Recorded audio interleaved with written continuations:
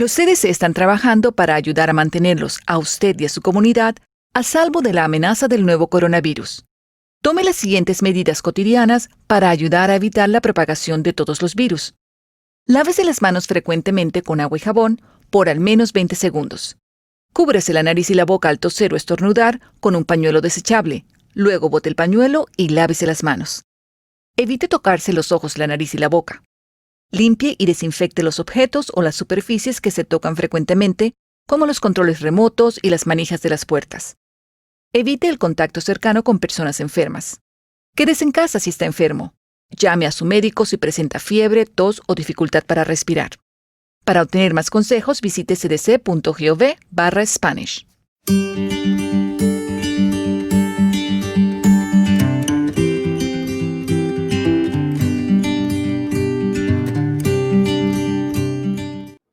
Estamos en un tiempo de pruebas. Y me refiero a las pruebas literales, no tanto a las que podemos pasar en la vida, sino a que constantemente el gobierno y las entidades de salud están tratando de hacer. En algunos sitios las están haciendo, en algunos sitios las están buscando, en otros sitios, no sé en cuál, usted sabrá, compran pruebas que resulta que no sirven. Usted sabrá a qué lugar me refiero. Pero ciertamente estamos en una época donde hacer pruebas ha tomado una relevancia y una importancia que tal vez antes no la tenía o no estábamos tan conscientes de ellas. Sabemos que me estoy refiriendo a las pruebas del COVID. En este tiempo es bien importante que cada uno de nosotros, aquellos que están con los síntomas, aquellos que están en lugares de trabajo, que están en lugares donde se exponen a otras personas, puedan realizarse las pruebas del COVID-19 para saber si están o no están enfermas. Y ha sido parte de uno de los mecanismos que el gobierno ha utilizado para tratar de tener control de esta pandemia. Ciertamente, hacerse la prueba es importante, sobre todo si tienes los síntomas y crees que puedas estar infectado. Y en esta mañana, el título del mensaje es precisamente haz la prueba. Como hemos visto, a través de estos últimos domingos hemos estado hablando del libro de Juan, la primera epístola del apóstol Juan, y hemos ido verso por verso. En esta mañana continuamos con esta serie de mensajes de la epístola de Juan.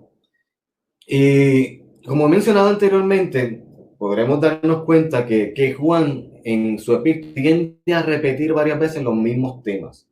Y este capítulo 4, que es el que nos corresponde comenzar en el día de hoy, no es la excepción. También vamos a ver en este capítulo 4 que él vuelve a repetir algunos temas que ha tocado anteriormente. En este capítulo veremos, por ejemplo, temas como el amor a Dios, el amor a los hermanos, permanecer en Él y Él en nosotros, temas que ya ha tocado anteriormente.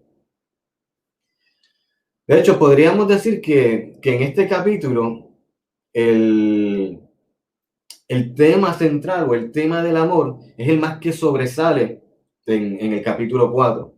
Sin embargo, hay un tema que también se repite y que aparece específicamente en los primeros versos del capítulo, que son precisamente los versos que tenemos para el día de hoy, los que nos corresponden, que es Primera de Juan, capítulo 4, versículos del 1 al 3. En estos versos, Juan vuelve a hacer referencia a los falsos profetas, a los anticristos, como él había mencionado antes en Primera de Juan 2:18. Y nos corresponde entonces en el día de hoy preguntarnos qué tendrá que decirnos Juan nuevamente sobre estos hombres. ¿Qué tendrá que decirnos las Escrituras? ¿Qué verdad inspirada habrá en estos versículos que sean de edificación para nosotros hoy como iglesia? Y más importante aún, ¿cómo debemos nosotros responder a la verdad que está implícita en estos versículos? Lo invito entonces a que vayamos juntos a través de estos 3 versos con la confianza de que una vez más Dios va a hablar a nuestras vidas a través de su palabra. Si puede ir a las Escrituras, le invito a que vaya conmigo a Primera de Juan, capítulo 4, versículos del 1 al 3. Y dice la palabra: Amados, no creáis a todo espíritu, sino probad los espíritus si son de Dios, porque muchos falsos profetas han salido por el mundo. En esto conoced el Espíritu de Dios. Todo espíritu que confiesa que Jesucristo ha venido en carne es de Dios. Y todo espíritu que no confiesa que Jesucristo ha venido en carne no es de Dios. Y este es el espíritu del anticristo, el cual vosotros habéis oído que viene y que ahora ya está en el mundo. Juan continúa refiriéndose de forma amorosa, como hemos visto varias veces, de una forma amorosa y paternal hacia sus oyentes, hacia los creyentes a quienes él le escribe, diciéndole amados. Y cuando digo esto, y lo recalco, es para volverle a recordar la forma en que debemos tomar las palabras de Juan, como aquellas palabras que vienen de un padre amoroso, de un anciano, de alguien que se preocupa y busca lo mejor para sus hijos.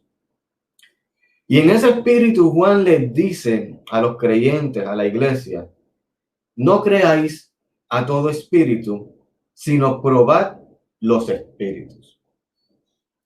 Y la palabra espíritu aquí se refiere a un enunciado alegadamente inspirado que es dado por una persona.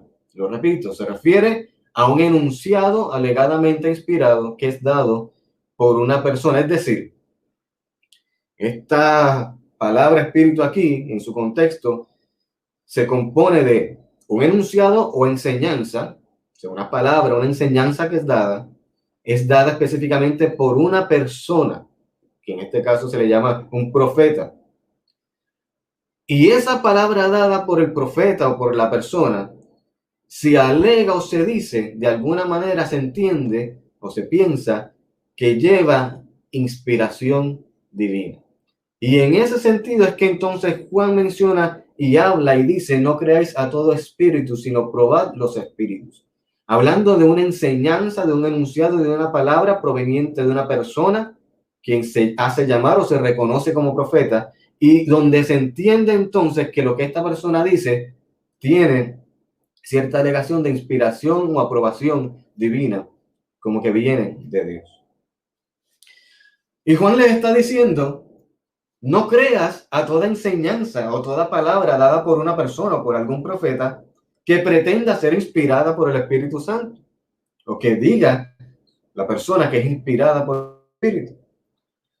A primera instancia, tal vez eso nos pueda parecer raro y podamos pensar, pero no se supone que es a ellos a los que debemos entonces creer y escuchar. Pues no, Juan está diciendo que no.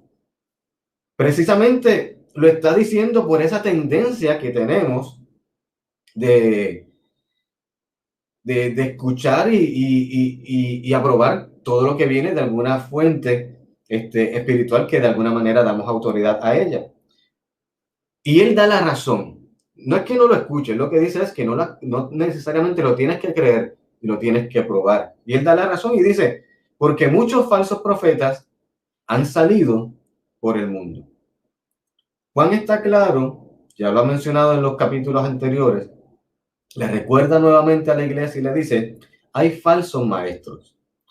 Hay personas que no dicen la verdad y afirman ser inspirados por el Espíritu. Afirman estar diciendo la verdad, afirman estar llevando un mensaje de parte de Dios, pero no necesariamente porque ellos lo afirmen significa que es así. Juan le está diciendo: hay falsos maestros. De hecho, como mencioné, esa era la situación que ellos estaban pasando. Y era el presente, lo que estaba ocurriendo en la iglesia en ese momento. Habíamos visto ya anteriormente que se habían levantado opositores que afirmaban estar inspirados por el Espíritu. Y es precisamente esa afirmación, esa pretensión de que sus palabras y sus enseñanzas eran inspiradas, lo que está atacando Juan. Lo que Juan quiere dejar claro es que el hecho de que un enunciado, una palabra o una enseñanza se le atribuya la inspiración del Espíritu, no prueba necesariamente que fuera del Espíritu de Dios. El hecho de que una persona le atribuya y diga que eso es del Espíritu, no prueba necesariamente que esa palabra o enseñanza es del Espíritu de Dios. Y ahí es donde quiere llegar Juan, porque él reconoce que hay falsos maestros. Así que Juan consideró que eso era necesario recordarlo a sus lectores, de que ellos tenían que tener cuidado y no podían creer a todo espíritu. ¿Qué debían hacer entonces? Juan les dice, lo que tienen que hacer entonces es probarlos. Él les dice, si no creáis a todo espíritu, sino probad los espíritus si son de Dios. ¿Cómo iban a probar los espíritus? Juan les da un método sencillo. Los versos, lo leímos hace un momento en el verso 2 y el verso 3. Juan les dice, en esto conoced el Espíritu de Dios. Todo espíritu que confiesa que Jesucristo ha venido en carne es de Dios. Y todo espíritu que no confiesa que Jesucristo ha venido en carne no es de Dios. Y este es el espíritu del anticristo, el cual vosotros habéis oído que viene y que ahora ya está en el mundo.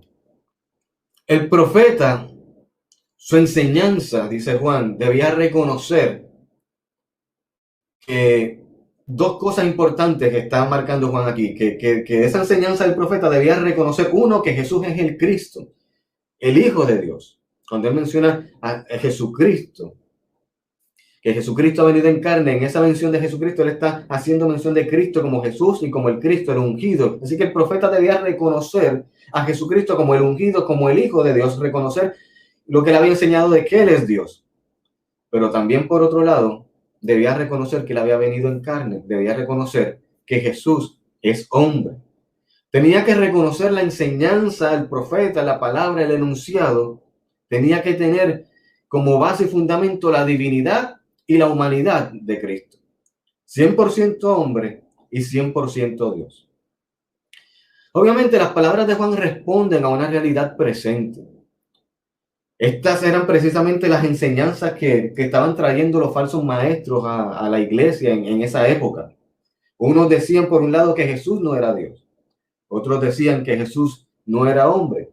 Y negaban o una cosa o la otra. En otras palabras, negaban el milagro de la encarnación. Y Juan está precisamente respondiendo que la encarnación tiene un lugar central, fundamental en el mensaje del Evangelio. El significado de la encarnación afecta a otras grandes verdades doctrinales, tales como el nacimiento original, como la crucifixión, como la resurrección. Verdades que son de suma importancia en el cristianismo. Su muerte, por ejemplo, expresa también su amor hacia nosotros.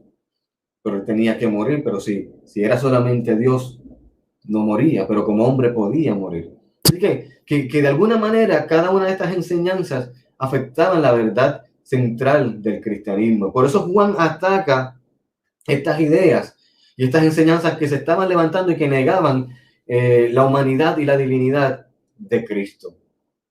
Juan deja claro que todo maestro espiritual, todo maestro verdadero, tenía que confesar que Jesús había venido en carne. Todo maestro verdadero ponía la verdad de la encarnación como una verdad sagrada y central en sus enseñanzas y en su mensaje. Y él deja claro que el que no lo confiesa, el que no lo reconoce, no es de Dios. Y se revela a sí mismo como alguien que está en contra de Cristo, en contra de Dios, como anticristo. Por lo tanto, lleva el espíritu del anticristo. Este es el contexto. Esto es lo que estaba ocurriendo en ese tiempo. De hecho, es lo que ha seguido ocurriendo a través del tiempo. Juan y la iglesia tuvo que lidiar con eso. Pablo también tuvo que escribir al respecto. Pero a través de los años, la iglesia ha tenido que seguir luchando con ideas similares, fundamentadas precisamente en estas enseñanzas. El comentario de la Biblia popular nos dice, y cito, que en los años 300 y 400, la mayoría de la cristiandad estaba sumida en un conflicto terrible. Una clase de virus anticristiano llamado arrianismo, que negaba la naturaleza divina de Jesús, se extendió por muchas de las iglesias orientales. Para combatir ese virus, los héroes de la fe redactaron el Credo Niceno y el Credo de Atanasio, que existen con un gran propósito: confesar que Jesucristo ha venido en la carne. Esa lucha continúa el día de hoy. Muchas de las ideas fundamentales de las religiones y las filosofías del día de hoy permanece en su subsuelo, en su fundamento, estas ideas. Y muchas de estas religiones y filosofías de la sociedad moderna niegan todavía la divinidad o la humanidad de Cristo. Todavía hay religiones y filosofías que reconocen solo una de sus partes. Algunas aceptan que Él es divino, pero no hombre. Y otras lo aceptan como un gran maestro, aceptan que fue hombre, pero no lo reconocen como Dios. Otras llegan al punto de que simplemente no lo reconocen, ni como hombre ni como Dios. Nosotros, al igual que la iglesia en el tiempo de Juan, somos llamados entonces a probar los espíritus, porque nos encontramos en la misma circunstancia. Todavía nosotros nos encontramos con enseñanzas que van en contra de la verdad del Evangelio y de quién es Cristo. Así que somos probados o somos llamados, igual que la iglesia en el tiempo de Juan, a probar los espíritus. Nosotros también debemos probar los enunciados, probar las palabras, probar las enseñanzas. Lo que los profetas de hoy, lo que los maestros de hoy nos dan, de la misma forma como se hizo en la iglesia antigua, debemos nosotros probarlo. Debemos de ver cuál es su actitud hacia la persona de Jesucristo encarnado. De esta forma, podemos ver que estas palabras de Juan tienen cierta relevancia para nosotros hoy, debido a que todavía lidiamos con estas mismas falsas enseñanzas. Ahora, a pesar de que podemos ver esa relevancia, tenemos también que ver, o podemos ver que a pesar de que esas palabras de Juan se encuentran en ese contexto específico de esa situación, y se están refiriendo a esa situación particular que está viviendo la iglesia en ese momento, y él está indicando unas enseñanzas directamente en particular. A pesar de ese contexto específico, hay algunos principios generales que podemos observar en las palabras de Juan a la iglesia, que yo creo que son de gran importancia para nosotros hoy como iglesia y que debemos tenerlos en cuenta. Me gustaría entonces que pasemos a ver algunos de esos principios generales que están implícitos en las palabras de Juan y en la forma de Juan acercarse y hablarle a la iglesia en ese tiempo, además de ese principio específico o esa verdad específica que él estaba mencionando. Uno de esos principios generales que podemos ver, lo denominé o lo llamé el principio del engaño. Juan le deja saber a la iglesia que existe el peligro de ser engañados. Como creyentes, tú y yo no podemos estar ajenos de esa realidad. Jesús ya lo había advertido antes, Jesús había hablado sobre eso anteriormente en Mateo 7:15. Jesús le dice a sus discípulos: guardaos de los falsos profetas que vienen a vosotros con vestidos de ovejas, pero por dentro son lobos rapaces. Y en Marcos 13:22, Jesús les dice que se levantarán falsos cristos y falsos profetas y harán señales y prodigios para engañar, si fuese posible, aún a los escogidos. Y que Cristo ya lo había mencionado y se había dejado saber a sus discípulos. Nosotros sabemos que el enemigo anda como un león rugiente buscando a quien devorar, como nos dice Pedro, 1 Pedro 5:8. Él está buscando la manera de engañarnos. Él quiere engañarte porque él quiere hacerte apostatar de la fe. Él quiere que reniegues tu fe, que te alejes de tu fe, que es el final, lo que él busca y desea. Así que es importante las palabras de Juan para nosotros hoy. De hecho, es importante e interesante, porque cuando nosotros volvemos al texto y vemos esas primeras palabras de Juan, cuando le dice: amados, no creáis, esa parte que dice no creáis, nos dicen los comentarios y los estudiosos que en ese no creáis, el verbo está en un presente activo del modo imperativo. ¿Qué quiere decir eso? Pues según los estudiosos, dicen que al ese verbo estar de esa forma, junto a una partícula negativa, al no, eso por lo general significa que lo que él está diciendo, él está llamando a detener una acción que ya está en proceso. Quiere decir con eso que en efecto ya algunos creyentes, algunos cristianos, algunos hermanos de la iglesia en la época ya estaban creyendo en los falsos maestros. No era solamente algo que Juan le estaba diciendo como que no llegue a pasar, sino como algo que ya de por sí estaba ocurriendo. Ya habían creyentes que estaban dando oído y espacio a las falsas enseñanzas de estos falsos maestros en la iglesia y en ese tiempo. Y Juan básicamente lo que le está diciendo es, dejen de hacerlo. Deténganse de creer en estas mentiras. Puede ser que este mensaje que estamos hablando y que estás escuchando, puede ser entonces que en este momento estés requiriendo de una acción inmediata de parte tuya. Puede ser que si te pones a analizar y escudriñar, puedas reconocer que no estamos hablando de algo de lo que tienes que tener cuidado, lo que posiblemente estamos hablando de una decisión que debes de tomar en el día de hoy y apartarte de algún tipo de enseñanza que te está alejando de Dios. Jesús le dijo a los discípulos en Mateo 24:4, mirad que nadie os engañe. Y es el sentido y el deseo que tiene Juan en su corazón hacia sus discípulos, hacia la iglesia a quien le está hablando.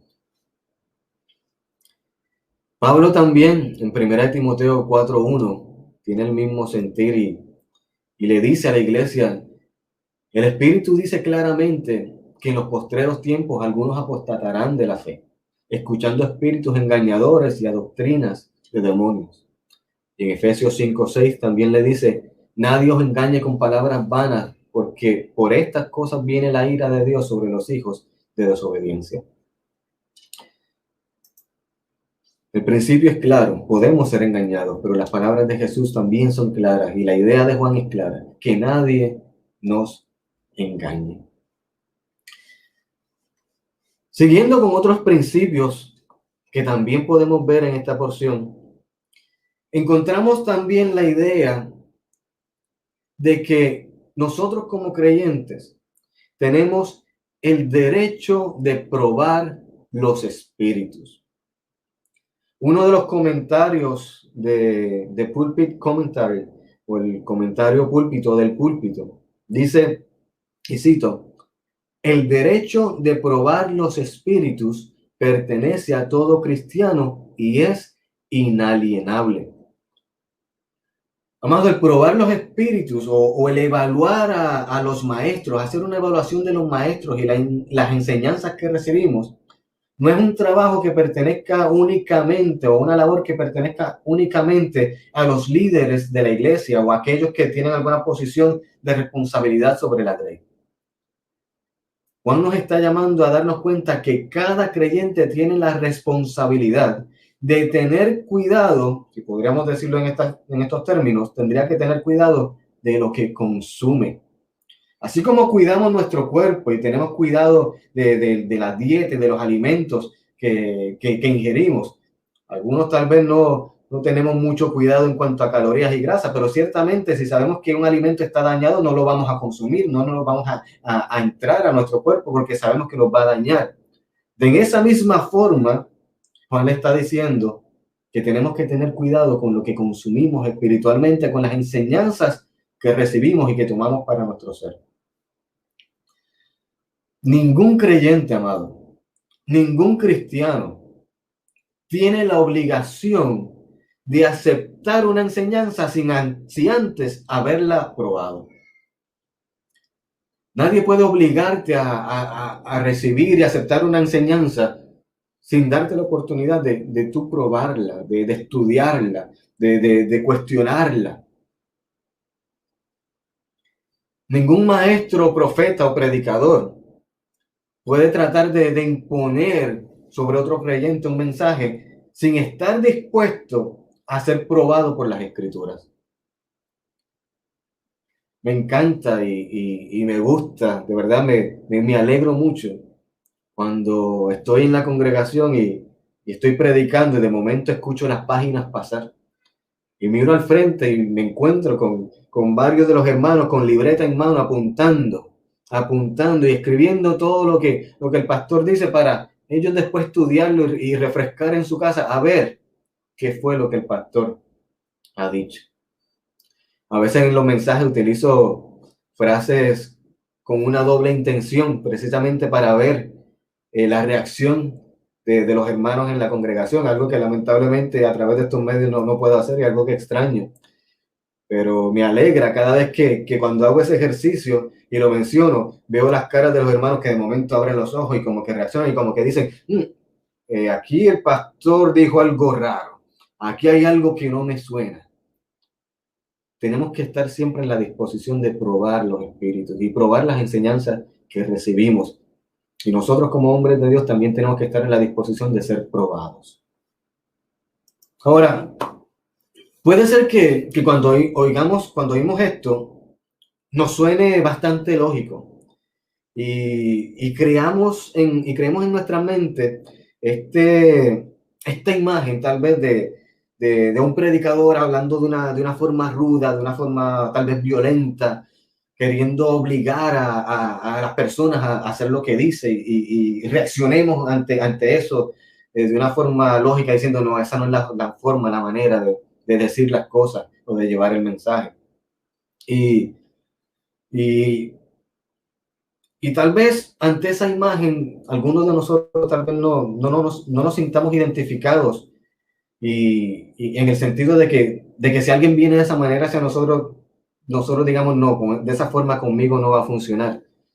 A la misma vez nos preguntamos y decimos, ¿por qué será que algunas personas sí le hacen caso a personas que vienen con ideas que están bien mal fundamentadas y te lo dicen de una forma tan ruda y la gente le hace caso y podamos cuestionarlo y pensar por qué la gente cae en X tipo de error o de falacia?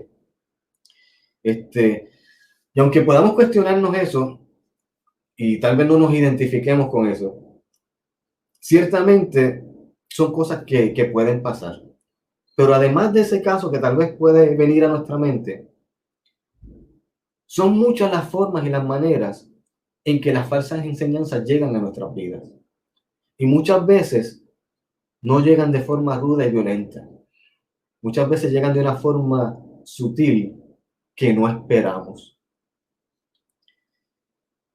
Para entender mejor esto, hay que tomar en cuenta lo que implicaba, lo que mencionábamos al principio de lo que implica la palabra espíritu. Mencionábamos al principio que la palabra espíritu en este contexto que Juan está mencionando implicaba el enunciado, la palabra, la enseñanza que venía de una persona, pero sobre todo que ese enunciado de alguna forma estaba alegadamente dirigido, llevado, guiado, dado o inspirado por Dios. Había una alegación de inspiración divina. Quien daba el mensaje, quien decía o quien hacía algo, de alguna forma promovía o promueve que el oyente interprete, que el oyente haga una relación entre el mensaje que se está dando, entre la enseñanza y un tipo de respaldo espiritual. Y cuando nosotros de alguna manera hacemos ese enlace y hacemos esa interpretación y le otorgamos autoridad espiritual o veracidad a algo, por alguna razón, algo nos lleva a otorgarles autoridad espiritual o esa veracidad, entonces empezamos a estar en la disposición, a estar dispuestos a aceptarlo. Y tengo que hacer una aclaración, que en cierta forma no hay problema con eso. O sea, no hay problema con que haya que reconocer una autoridad espiritual o algo que verás. Esa es la razón por la cual Juan nos está diciendo que probemos los espíritus. La razón por la cual se nos llama a probar los espíritus, para saber si está o no está esa autoridad de parte de Dios. El problema en sí no es otorgar la autoridad o creer. El problema, como vamos a ver, radica en el proceso que utilizamos, el proceso mediante el cual nosotros otorgamos esa autoridad al profeta, a la enseñanza, al maestro. El problema son las cosas por las cuales nos dejamos llevar, las cosas que utilizamos como indicativos de que algo es o no es de Dios. Algunos ejemplos. Tal vez no nos damos cuenta, pero muchas veces nosotros nos dejamos llevar por la posición de poder y autoridad de una persona para entonces creer. Algunas personas aceptan un enunciado, aceptan una enseñanza porque proviene de una persona que representa poder o autoridad, por la posición que tiene esta persona. Y entonces lo aceptan sin ningún tipo de prueba, sin hacer la prueba como nos está llamando Juan. Porque lo dijo el pastor, porque lo dijo el supervisor, porque lo dijo el presbítero, el sacerdote, el papa. Y claro está que esperamos que cada uno de nuestros líderes sean responsables y nos brinden y nos den una enseñanza saludable. Es lo que esperamos de cada uno de ellos. Pero el hecho de que esperemos eso de ellos no significa que no deban ser probada su enseñanza. Gálatas 1:8 nos recuerda y nos dice que si aún nosotros, refiriéndose a él, o un ángel del cielo, os anunciare otro evangelio diferente del que os hemos anunciado, sea anatema, le dice Pablo a la iglesia. Así que tenemos que, como dice Juan, probar los espíritus y no dar por hecho de que porque proviene de una figura de autoridad, entonces es verdadero. Esperamos eso, anhelamos eso de nuestros maestros, de nuestros pastores, de nuestros líderes, pero todo debe llevar y debe ser probado. En esa misma idea, las figuras de autoridad tienden a influenciar mucho sobre nosotros. Es, por ejemplo, el caso del maestro. Sobre todo si ese maestro escribe antes en su nombre doctor o si escribe PhD. En el día de hoy nosotros recibimos mucha información y dentro de lo que estamos viviendo de la pandemia recibimos un montón de información y vemos a través de las redes un montón de información. Y muchas veces, porque en la parte del frente dice doctor o dice PhD, tendemos a pensar, y en cierta manera es correcto, se supone que si tiene eso, sea una persona que tiene cierto conocimiento y que la información que está dando sea verdadera. Pero hoy en día estamos viviendo una realidad donde recibimos mucha información, muchas teorías, muchos enunciados, que aunque tal vez en este sentido no pretendan ser divinos, sí pretenden ser verdaderos, sí pretenden decir la verdad. Y tenemos que también recordar y reconocer que Dios es fuente de toda verdad. Sin embargo, a pesar de que pretenden ser verdaderos, nos damos cuenta que niegan las obras de Dios o que niegan a Dios mismo. Es el caso que muchos de nuestros estudiantes, de nuestros jóvenes o cada uno de ustedes ha enfrentado en sus escuelas, en sus universidades, cuando tienen que enfrentar a los maestros hablando sobre la teoría de la evolución, donde viene de una figura de autoridad que tiene un doctorado, un PhD, donde se supone que hay cierto conocimiento, que está diciendo algo que se supone que es verdad, pero nosotros sabemos por las escrituras que Dios es el creador de todas las cosas. Volviendo también al tema de lo espiritual, también lo vemos en lo que es la teología liberal, donde hay muchas personas que tienen también cierto conocimiento, ciertos grados académicos, tienen cierta influencia, pero sus enseñanzas y sus postulados nos llaman a negar precisamente lo mismo que estaba viviendo Juan, a negar la divinidad de Cristo, a negar que Dios, que Jesús fue realmente Dios. Y tenemos que también tener cuidado con eso y ver lo que nos dice Juan de probar los espíritus. En nuestros días también vemos otro tipo de idea, otra de las cosas que también afecta cómo nosotros aceptamos la verdad.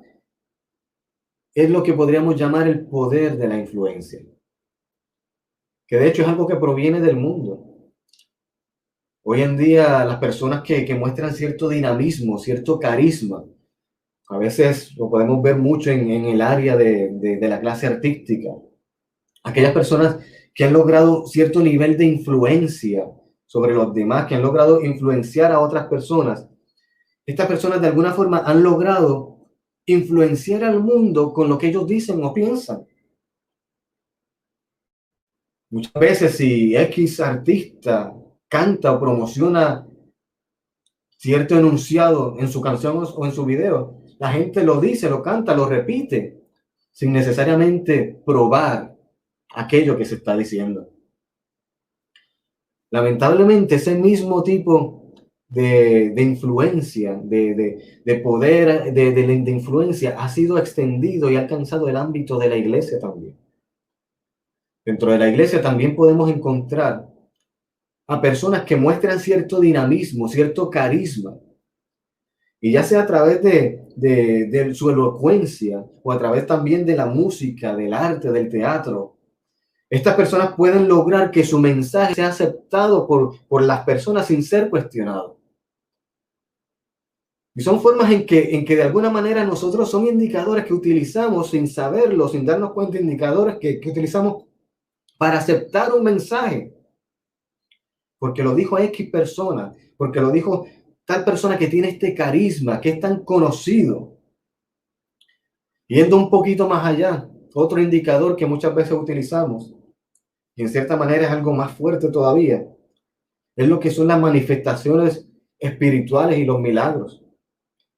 Si alguien hace algún tipo de manifestación espiritual, tal vez en nuestro contexto pentecostal, si alguien habla en lenguas antes de decir algo, ya empezamos a tener la tendencia de aceptar lo que se va a decir.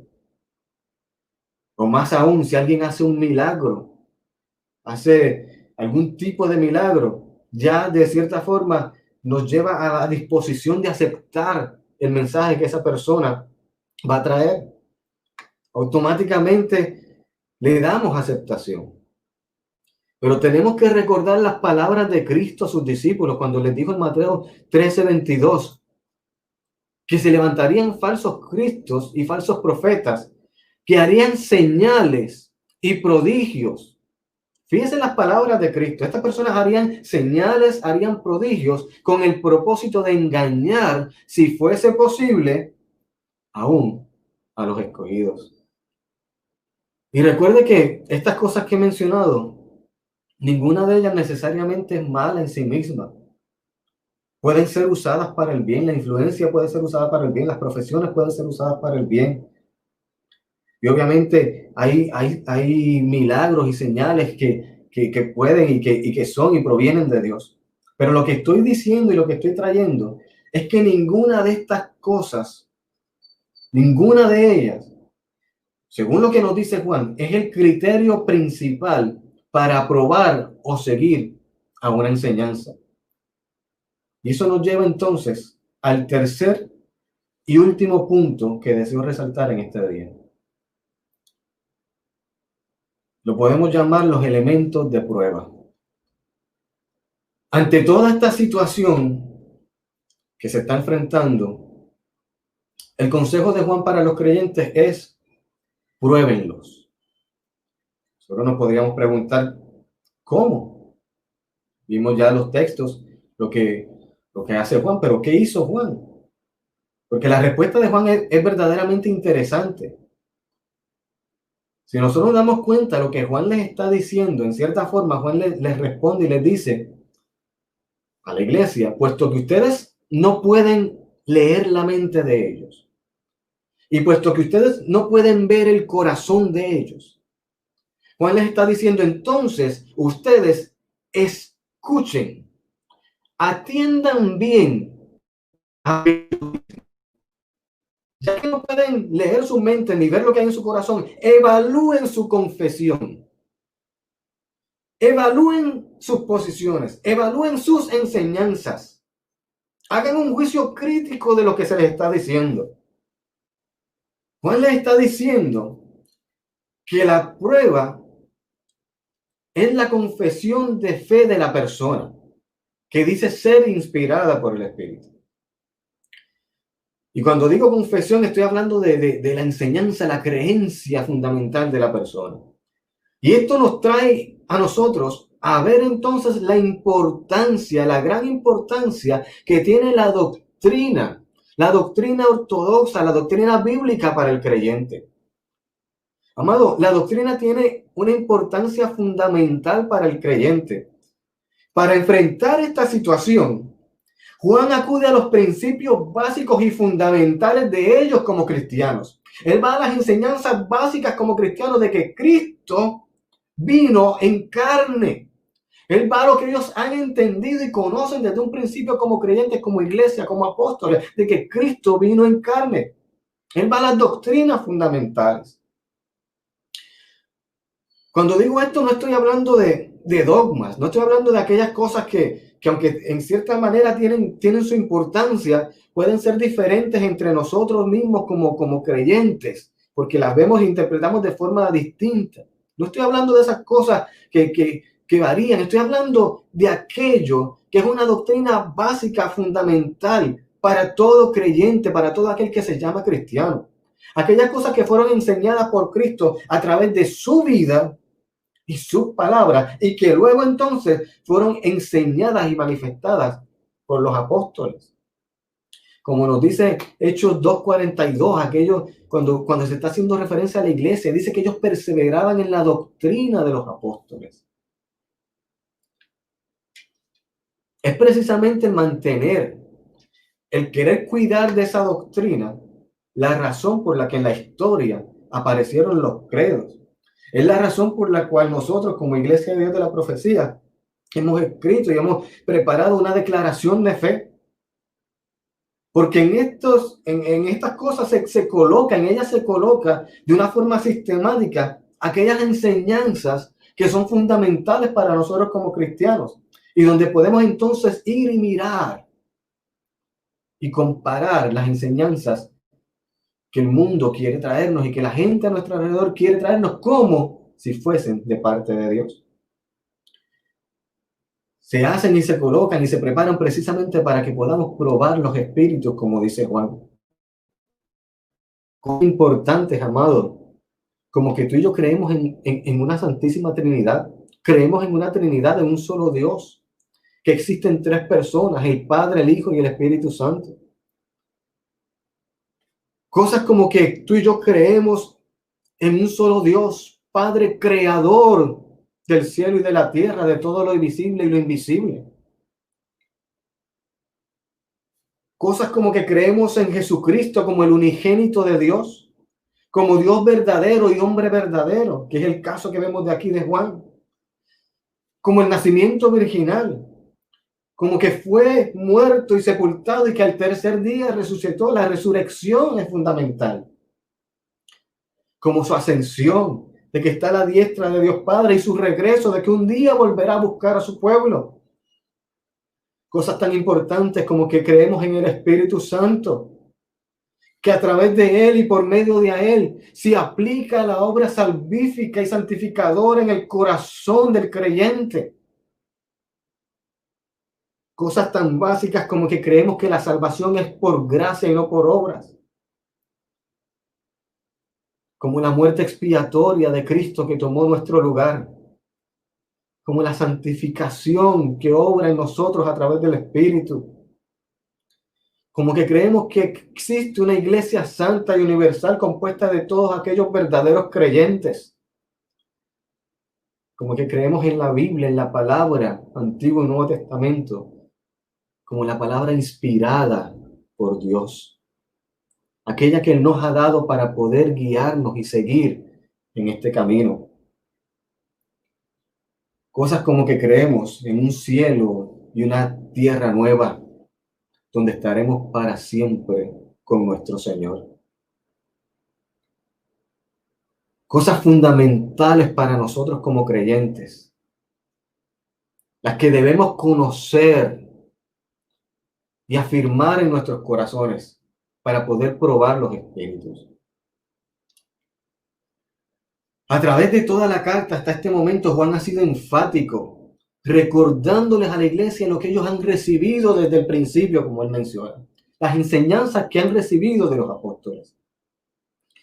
Él está dejando saber y diciéndole, amados, los maestros o profetas, tanto pasados como presentes, podrán ser cautivadores, podrán tener dinamismo, podrán tener conexiones, poder, carisma, pero lo que importa realmente es cuál es su confesión, cuál es su enseñanza. La apariencia, el estilo, los edificios, las personalidades, el número de... No fue uno de los indicadores que coloqué anteriormente, pero puede ser uno de los indicadores. Muchas veces decimos, si tanta gente lo cree, si tanta gente lo sigue, pues debe ser verdad. Pero el número de adherentes no necesariamente es un indicador de que el enunciado, la palabra, la enseñanza es verdadera. Cada una de estas cosas son irrelevantes. Lo importante es preguntar qué se está enseñando. ¿Cuál es la enseñanza? Interesante, porque el término griego confesar que se utiliza aquí está compuesto, o es una forma compuesta de lo mismo y hablar, indicando entonces, o queriendo decir la misma cosa. Se nos está diciendo, Juan nos dice que toda enseñanza recibida debe ser consona, debe decir la misma cosa que la enseñanza que hemos recibido de Dios, lo que dice la palabra, que las enseñanzas básicas y fundamentales de la palabra que hemos recibido. Decir yo declaro, decir así dice el Señor, no es sinónimo de verdad. Después de una prueba puede contener verdad, pero el hecho de pronunciar el enunciado y las palabras no significa que de por sí la enseñanza ha de ser verdadera.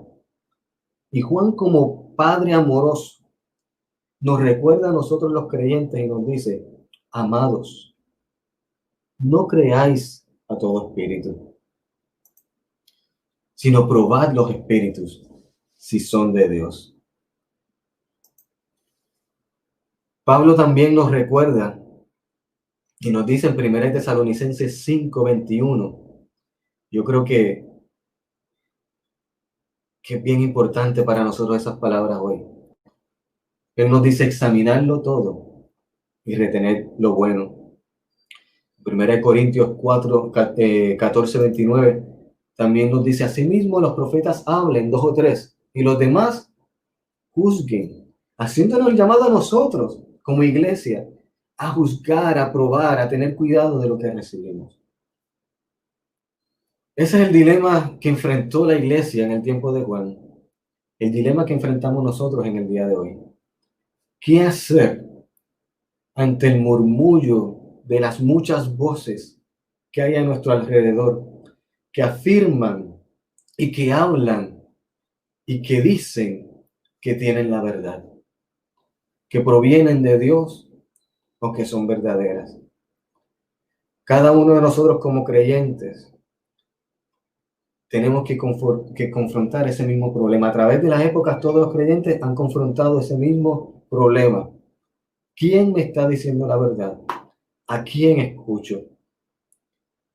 En esta mañana te invito a que hagamos como hicieron los creyentes de Berea. Cuando Pablo fue allá a su sinagoga, ellos recibieron la palabra con solicitud. Pero nos dice el libro de Hechos, capítulo 17 y verso 11, que ellos eran más nobles que los que estaban en Tesalónica, porque ellos recibieron la palabra con toda solicitud, escudriñando cada día las escrituras para ver si estas cosas eran así. Y hay que aclarar que estaban recibiendo la enseñanza nada más y nada menos que del apóstol Pablo. Y aún así, ellos iban a las escrituras. En esta mañana te digo, haz la prueba. Compara las enseñanzas que estás recibiendo a tu alrededor, lo que estás leyendo, lo que estás escuchando por video, lo que estás escuchando por la radio, ya sea en el ámbito de nosotros como creyentes, alguien que de alguna forma se identifica como que lo que está diciendo tiene una inspiración o un respaldo de parte de Dios.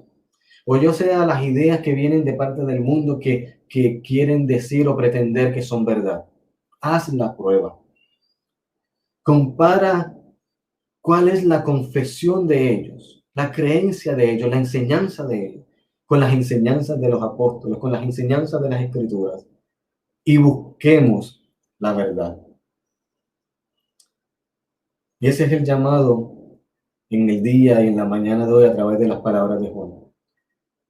Si recordamos los versos mencionados anteriormente, tanto por Pablo como por Jesús, nos recordaban que aquellos que traían la mentira, su propósito era hacer daño. Por eso es importante conocer la verdad, porque la mentira va a llevarnos a desobediencia, a apartarnos de Dios, que es lo que quiere el enemigo.